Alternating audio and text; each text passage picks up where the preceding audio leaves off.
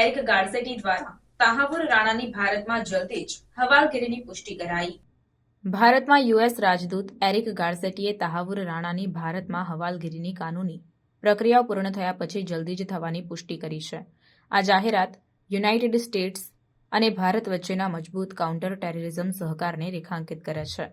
રાજદૂત ગાર્સેટીએ ખાતરી આપી કે 2008ના મુંબઈ આતંકવાદી હુમલામાં સંડોવાયેલા તાહાવુર રાણાની હવાલગીરીથી ન્યાય મળશે।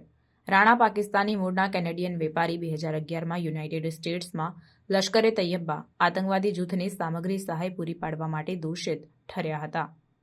ગાર્સેટીએ યુએસ અને ભારત વચ્ચેના મજબૂત કાઉન્ટર ટેરરિઝમ સંબંધોને હાઇલાઇટ કર્યા, આતંકવાદ સામે લડવા અને પ્રાદેશિક સુરક્ષા સુનિશ્ચિત કરવા માટેના સહયોગી પ્રયત્નો પર ભાર મૂક્યો।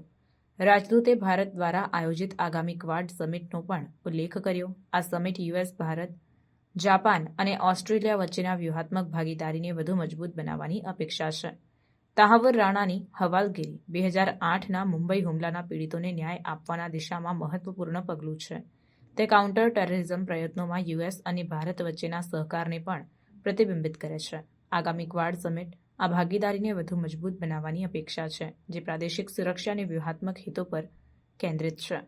રાજદૂત ગાર્સેટી દ્વારા તાહાવુર રાણાની જલ્દી જ હવાલગીરીની પુષ્ટિ અને મજબૂત યુએસ ભારત કાઉન્ટર ટેરરિઝમ સંબંધો પર ભાર મૂકવાથી ન્યાય અને પ્રાદેશિક સુરક્ષા માટેની સતત પ્રતિબદ્ધતા હાઇલાઇટ થાય છે। ભારત દ્વારા આયોજિત આગામી ક્વાડ સમિટ આ પ્રયત્નોને વધુ મજબૂત બનાવવાની છે। When can the US be expected to extradite Tahavur Rana to India?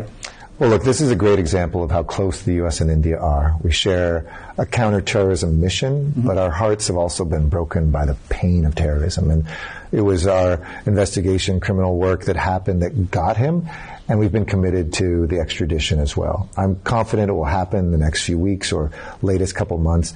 The final appeal is with our Supreme Court, who has never overturned a successful extradition decision, which is what we have achieved in U.S. courts. And our criminal justice experts have been working with Indian ones.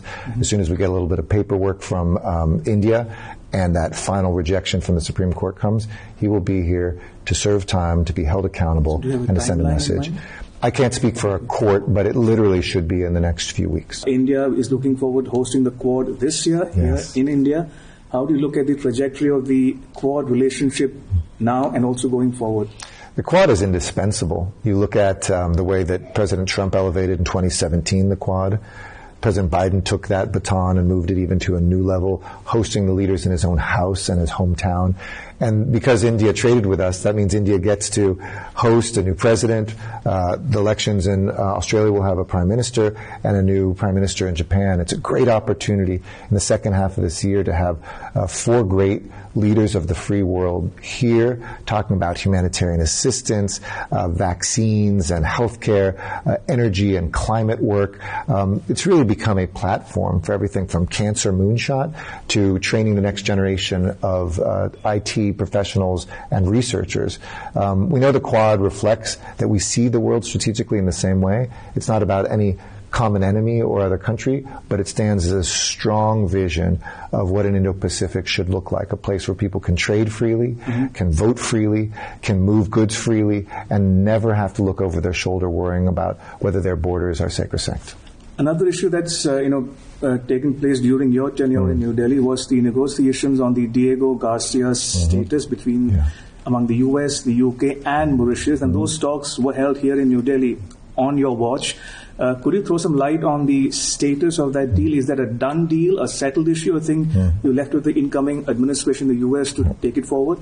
No, we just rent directly from the UK. So that was a UK-Mauritius direct negotiation. But India cares about the Indian Ocean, and we've obviously had very important assets there that help counterbalance the world and ensure an open, prosperous, free Indo-Pacific. So I think US and India have been aligned there. We are happy to have an advisory role with UK and Mauritius, but that is now a done deal between the two of them. They came to terms which righted some of the wrongs of the past, had a fair price moving forward, and ensured the security of all of us.